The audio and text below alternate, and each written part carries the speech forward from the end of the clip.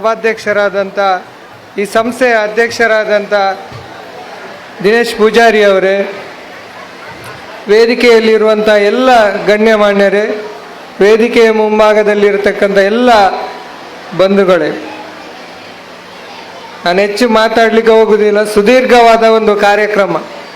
ಸ್ವಾಮೀಜಿಯವರು ಒಂದು ಮಾತು ಹೇಳಿದರು ಆವಾಗ, ಈ ಆಧುನಿಕತೆ ಬಗ್ಗೆ ವಿಶೇಷವಾದಂಥ ಒಂದು ಮೆರಗನ್ನು ಕೊಟ್ಟಂಥ ಸ್ವಾಮೀಜಿ ಶ್ರೀ ಶ್ರೀ ವಿಠಲದಾಸ ಸ್ವಾಮೀಜಿ ಕೇಮಾರು ಅವರೀಗ ಆಧುನಿಕತೆ ಬಗ್ಗೆ ಹಲವಾರು ವಿಚಾರವನ್ನು ಪ್ರಸ್ತಾಪ ಮಾಡಿದರು.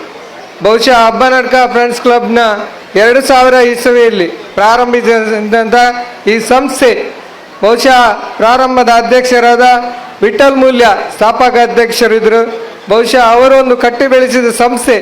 ಅದರ ನಂತರದಲ್ಲಿ ಸಂದೀಪ್ ಅಬ್ಬನಡ್ಕ ಇವರು ಸಂಚಾಲಕತ್ವದಲ್ಲಿ ಮುಂದುವರಿಸಿಕೊಂಡು ಬಂದು ಇವತ್ತು ರಜತ ಸಂಭ್ರಮದ ಆಚರಣೆ ಮಾಡ್ತಾ ಇದೆ.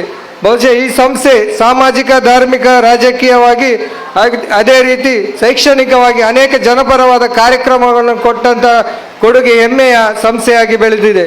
ಇವತ್ತು ಜಿಲ್ಲಾ ಮಟ್ಟ, ರಾಜ್ಯ ಮಟ್ಟದ ಪ್ರಶಸ್ತಿಯನ್ನು ಪಡೆದಂಥ ಹೆಮ್ಮೆಯ ಸಂಸ್ಥೆ ಅಬ್ಬನಡ್ಕ ಫ್ರೆಂಡ್ಸ್ ಕ್ಲಬ್. ಬಹುಶಃ ಮುಂದಿನ ದಿನದಲ್ಲಿ ಇವರು ರಾಷ್ಟ್ರೀಯ ಸೇವಾ ಪುರಸ್ಕಾರ ಕೂಡ ಲಭಿಸಲಿ ಎಂಬುದು ನನ್ನ ಆಶಯ. ಅದರ ಒಟ್ಟಿಗೆ ಅನೇಕ ಜನಪರವಾದ ಕಾರ್ಯಕ್ರಮಗಳು ಜನರಿಗೋಸ್ಕರ ಗ್ರಾಮೀಣ ಭಾಗದಲ್ಲಿ ಸಾಮಾಜಿಕ ಕಳಕಳಿ ಇರುವಂಥ ಕಾರ್ಯಕ್ರಮಗಳು ಮೂಡಿಬರಲಿ. ಅದೇ ರೀತಿ ಇಲ್ಲಿ ಸ್ವಚ್ಛತೆಗೆ ಹೆಚ್ಚು ಆದ್ಯತೆ ಕೊಡುವಂಥದ್ದು ನಾವು ನೋಡ್ತಾ ಇದ್ದೇವೆ.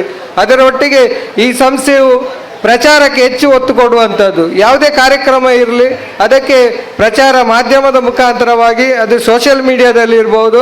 ನಾವು ಸಂದೀಪ್ ಅವರ ಕಾರ್ಯಕ್ರಮವನ್ನು ನೋಡ್ತಾ ಇದ್ದೆ, ಅದೆಲ್ಲ ಎಲ್ಲರಿಗೂ ಕೂಡ ಮಾದರಿಯಾಗುವಂಥದ್ದು. ಆ ದೃಷ್ಟಿಯಲ್ಲಿ ಅನೇಕ ಜನಪರವಾದ ಕಾರ್ಯಕ್ರಮವನ್ನು ಮಾಡಲಿ ಅಂತ ಮುಂದಿನ ದಿನದಲ್ಲಿ ಒಂದು ಸುವರ್ಣ ಮಹೋತ್ಸವವನ್ನು ಆಚರಣೆ ಮಾಡಲಿ ಅಂತ ಶುಭವನ್ನು ಹಾರೈಸ್ತಾ ನನ್ನ ಎರಡು ಮಾತನ್ನು ಮುಗಿಸ್ತೇನೆ. ಜೈ